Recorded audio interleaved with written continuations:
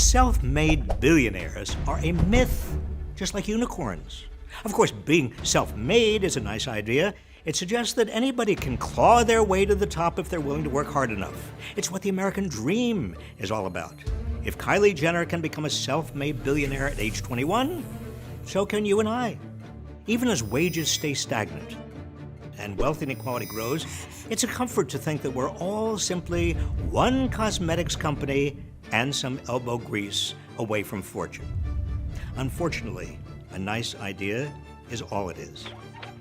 The origins of self-made billionaires are often depicted as a rags to riches, rise to the top fueled by nothing but personal grit and the courage to take risks, like dropping out of college or starting a business in a garage. But in reality, the origins of many billionaires aren't so humble. They're more like riches to even more riches stories, rooted in upper middle class upbringings. How much risk did Bill Gates take on when his mother used her business connections to help Microsoft land a deal-making software for IBM?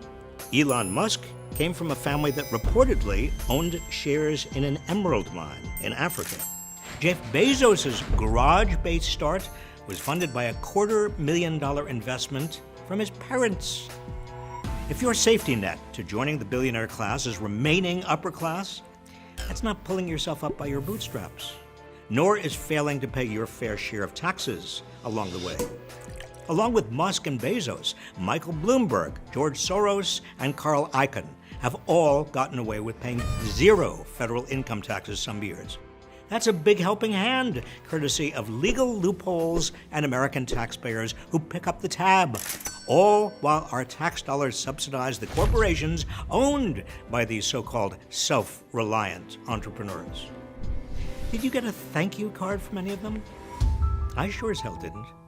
Other common ways that billionaires build their coffers off the backs of others include paying garbage wages and subjecting workers to abusive labor conditions.